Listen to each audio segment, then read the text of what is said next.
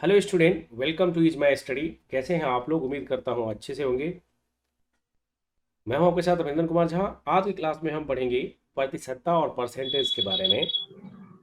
तो देखिए, परसेंटेज जो है ये आप लोगों ने सीख रखा है पहले से ही। अगर किसी को नहीं पता है तो कॉन्सेप्ट बता देता हूँ। कोई पूछेगा कि भाई प्रतिशत का मतलब क्या होता है, what is the meaning of प्रतिशत।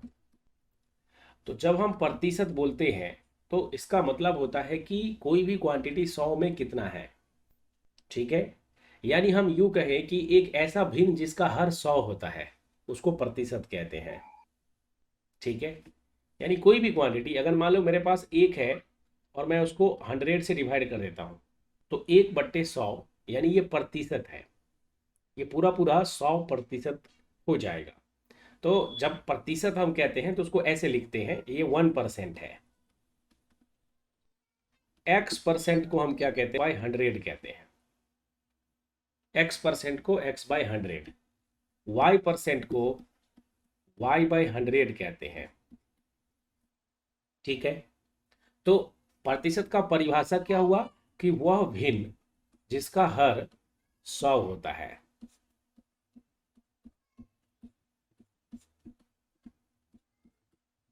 मतलब इसकी जरूरत क्यों पड़ी? क्योंकि हम 100 एक ऐसा क्वांटिटी है 10 के बाद, मतलब हम एक से गिनना शुरू करते हैं 100 पे जाएंगे तो आसानी से वो कैंसिल भी होता है। तो मैथमेटिशियन ने ये इजाद किया कि 100 अगर हम कहते हैं कि जिस भिन्न का हर 100 हो जाए तो उसको प्रतिशत से डिनोट किया गया और उसको प्रतिशत बोलते हैं। तो जैसे कोई कहता है कि जो है 15% का मतलब क्या होगा, तो इसको हम बोलेंगे 15/100 और इसका मतलब होगा 0.15। ठीक है, 0.15। ओके, इसी तरह से अगर कोई पूछेगा कि 5% का मतलब क्या होता है, तो 5/100 और इसका मतलब 0.05 ये लिखने आता है। तो ये तो मीनिंग किसका हो गया? प्रतिशत निकालने का। अब प्रतिशत से कुछ नियम भी होता है, उस नियम के बारे में हम जान लेते हैं।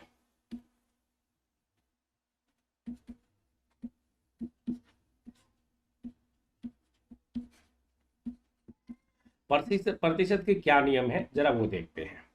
अगर कोई पूछता है कि अगर मुझे एक क्वांटिटी ए है और उसका बी प्रतिशत निकालना है, ए का बी प्रतिशत क्या होगा, तो हम उसको लिख देंगे ए इंटू ए। बी प्रतिशत का मतलब क्या हो गया? बी बट्टे का मतलब होता है गुना, ये आप सबको मालूम है।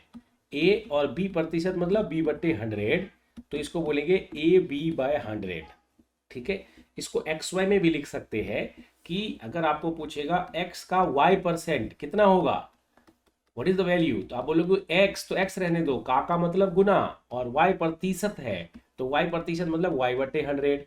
ये बताया था। 2% 2/100, 3% 3/100, वाई प्रतिशत Y/100, तो XY/100 ये इसका मान होता है। ओके,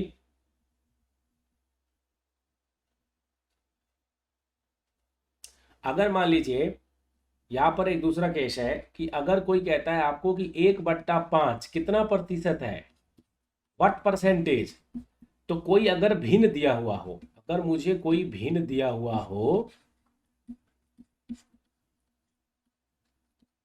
अगर भिन्न दिया हुआ हो तो उसके लिए हम प्रतिशत निकालने के लिए क्या करते हैं? 100 से गुना कर देते हैं। तो मतलब इसको 100 से गुना कर दोगे तो ये 20% हो जाएगा। तो इसका आंसर यहाँ पर 20% है। समझ आया? तो जब कभी भी भिन्न दिया हो और उसका प्रतिशत पूछे तो 100 से गुना कर दो। ओके, भिन्न दिया हो तो प्रतिशत निकालने के लिए 100 से गुना करना पड़ता है।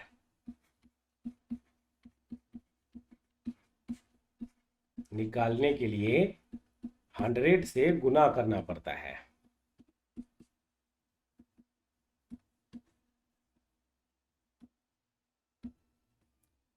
के लिए 100 से गुना करना पड़ता है।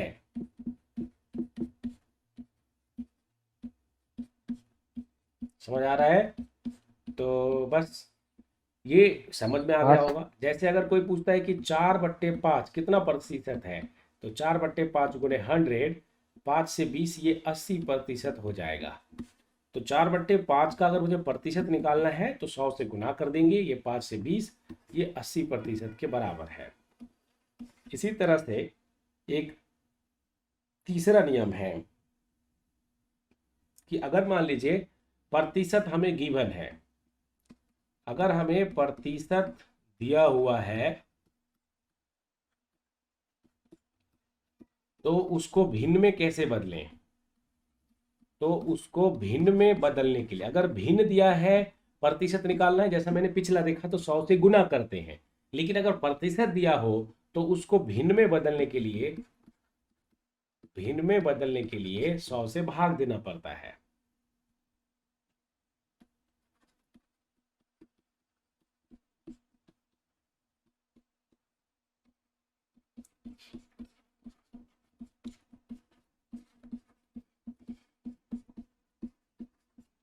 जैसे कि मान लीजिए कि आपको दिया हुआ है कुछ 15% को भिन्न में निकालें, कितना भिन्न होगा, तो हम इसको लिखेंगे 15/100, ये होता है 0.15।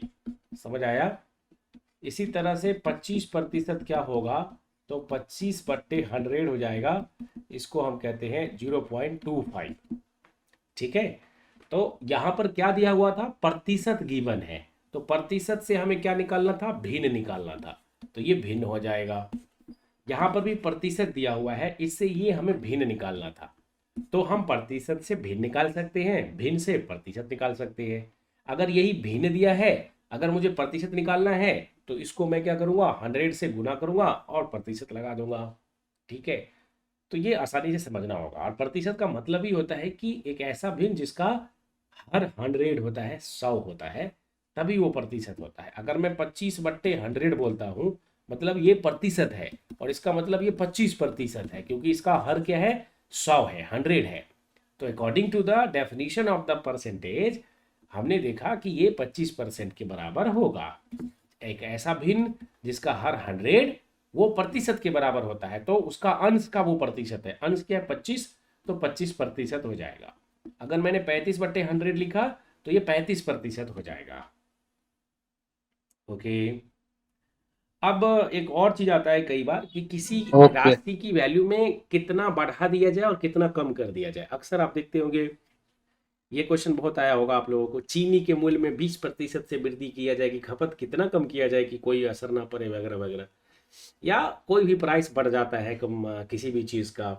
अब कभी आटा 20 रुपये किलो होता था, आज 36 रुपये किलो है, कहीं 40 रुपये किलो है, तो हर चीज़ महंगा होता है, तो उसको हम प्रतिशत के रूप में लिख सकते हैं। सो किसी संख्या के मान में हुए कमी या वृद्धि का प्रतिशत हम कैसे निकालें। ठीक है। किसी संख्या के मान में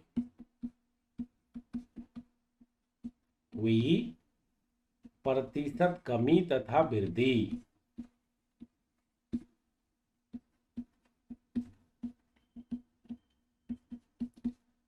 कैसे निकालें। तो प्रतिशत कमी तथा वृद्धि हम कैसे निकालते हैं, एक फॉर्मूला है, एक सूत्र है जो मैं आगे दे रहा हूं कि कितना प्रतिशत से कम हुआ, तो मतलब पहले वैल्यू कितना कम हुआ ये हम निकालते हैं, मान में कमी या वृद्धि।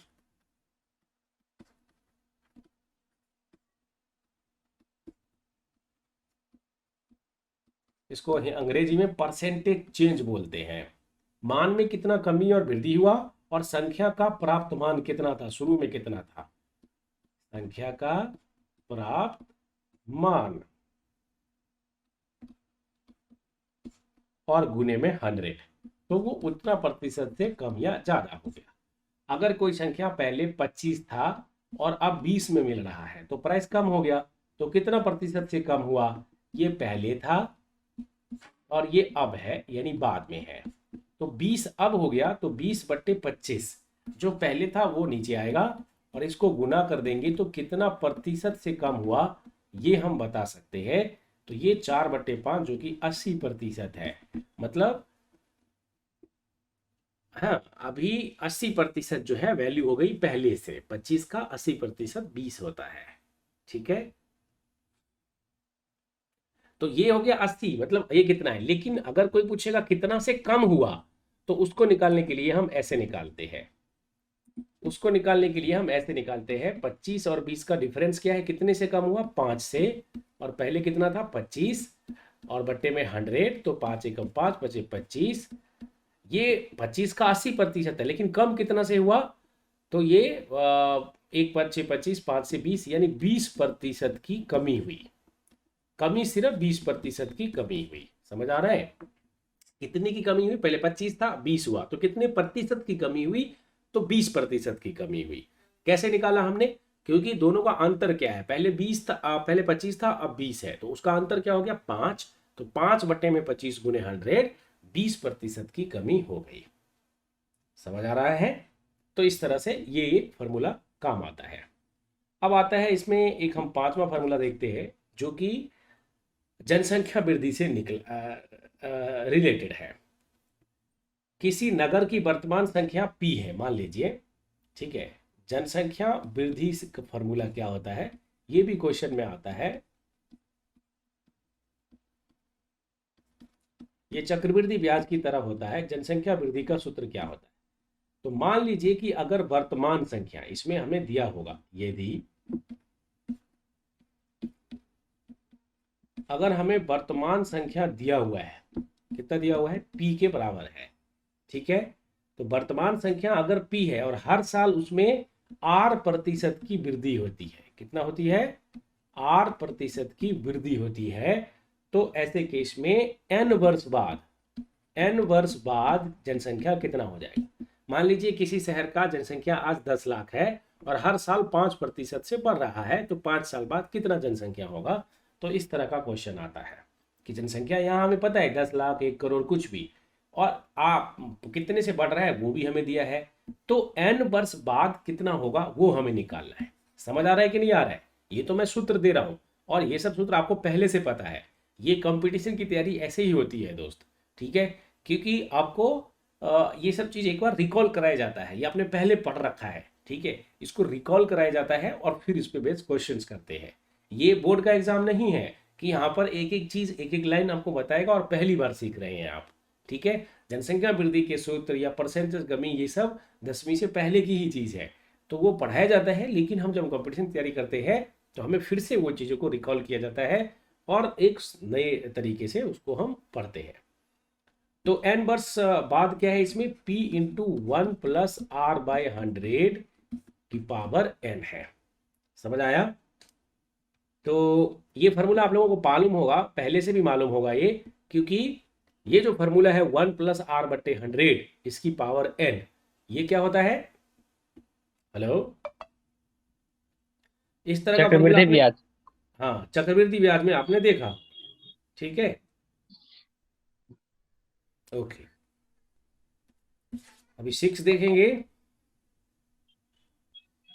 n वर्ष पूर्व नगर पंचायत के, अगर ये तो हो गया बाद में, 5 वर्ष बाद, लेकिन अगर n वर्ष पहले बोले, n वर्ष पूर्व क्या होगा, तो उसको कैसे लिखेंगे, तो ये हो जाएगा p अपॉन 1 प्लस आर बट्टे 100 और इसकी पावर n। इसको माइनस करके ही लिखते हैं, ये नीचे में होता है और वो इनटू में है, इसके साथ मल्टीप्लाई है और ये नीचे में है। समझ आ रहा है, तो इस चीज को ध्यान में रखना है।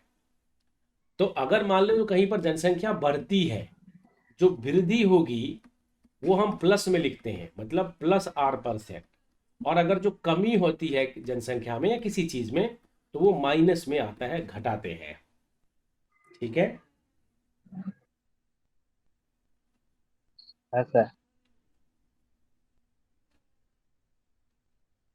हाँ, मतलब यही फार्मूला में हमने ये जो दोनों दिया है, कई बच्चा कंफ्यूज होता है, ध्यान से समझ लीजिए। ये जो हमने दिया है कि अगर R जनसंख्या वर्तमान P है, तो R% की वृद्धि हो रही है, तो n वर्ष बाद कितना होगा और n वर्ष पूर्व कितना होगा। तो n वर्ष पूर्व निकालने के लिए P upon 1 plus R by 100 की पावर n करना होगा। n वर्ष बाद क्या होगा, P into 1 plus R by 100 की पावर n होगा। समझ आ रहा है। तो अगर मान लीजिए कि इसी में अगर मानते कि हमें कमी हो रहा है, R% की कमी हो रहा है, तो यहाँ लिखते P into 1 minus R by 100 की पावर, ऐसा होता। समझ आया। क्वेश्चन करेंगे तो उसमें हम आपको बताएंगे। समझ आ रहा है? हम करेंगे, जनसंख्या वृद्धि के भी क्वेश्चंस करेंगे। महत्वपूर्ण तथ्य एवं सूत्र क्या है, एक और जो है यहाँ पर फॉर्मूला दे देता हूँ। ये जो फार्मूला है ये इंपॉर्टेंट है, क्योंकि इससे एग्जाम में क्वेश्चन आसानी से होता है, और जिसने ये नहीं सीखा वो इस तरह क्वेश्चन आसानी से नहीं कर पाता है, काफी टाइम लगाता है। माइक बंद कर दीजिएगा। यदि ए की आय बी की आय से एक्स प्रतिशत अधिक या एक्स प्रतिशत कम हो, या ये तो बहुत बढ़िया क्वेश्चन है, इस तरह का एग्जाम में आता है, मैं इसलिए बोला हूँ, ध्यान से समझ लेना। कि मान लीजिए ए कोई राम है, श्याम है, उसकी आय, उसकी जो आमदनी है बी की आय से, मतलब वो कोई मोहन संतोष कुछ भी है, बी की आई से है, ऐसे नाम दे देगा, यहाँ ए बी दिया हुआ है, एक्स प्रति मतलब ए का आई ज्यादा है बी से, कितना ज्यादा है, एक्स प्रतिशत अधिक है। समझ आ रहा है? ये दिया हुआ है, या कम भी हो सकता है, या एक्स प्रतिशत कम है, ऐसा हो सकता है। ठीक है, एक ऐसा ही होगा ना, दो व्यक्ति का आय, किसी का एक्स प्रतिशत ज्यादा होगा, किसी का एक्स प्रतिशत कम होगा। तो अब होता है कि बी की आय ए की आय से, तो बी की आई मतलब ये ज्यादा, मैं एक केस लेता हूं, मान लीजिए कि ज्यादा है, ए की आई बी से ज्यादा है, तो बी की आई कितना कम होगा, बी की आई है ए की आई से कितना कम या ज्यादा हो सकता है, बी की आई ए की आई से कितना कम या ज्यादा। तो अगर मान लो ए की आई बी की आई से एक्स प्रतिशत अधिक है, ये पहला केस ले रहा हूं, तो बी की आई ए से कम होगी, कितना कम होगी, वो फॉर्मूला ऐसे निकालते हैं। वैसे हम कर सकते हैं जनरल फार्मूला से भी, लेकिन अगर हमने सूत्र लगा दिया तो 1 मिनट में हो जाता है क्वेश्चन। मतलब हम इतना ये कम ही निकाल सकते हैं कि x प्रतिशत से अधिक था तो x बट्टे 100 प्लस x इंटू 100।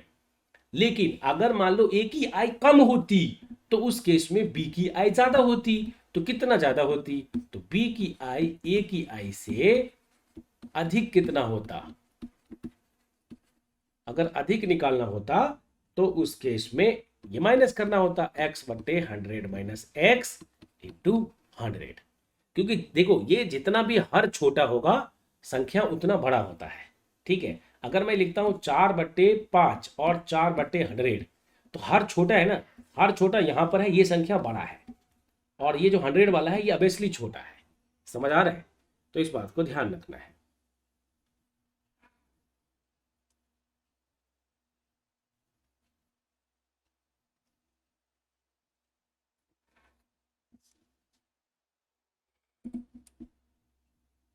ओके, सो यदि किसी वस्तु के ओके मूल्य सर। में आर प्रतिशत वृद्धि या आर प्रतिशत कमी होती है तो उसकी मांग में कितने प्रतिशत की कमी, या ये तो ये सेम क्वेश्चन होता है, ये तो हमने बोला आई में, ऐसे ही वस्तु के मूल्य में भी ये क्वेश्चन आता है, काफी आता है।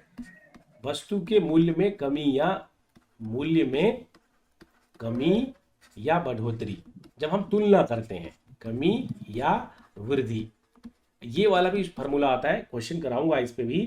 तो देखना मतलब कि एक वस्तु की मूल्य आर प्रतिशत,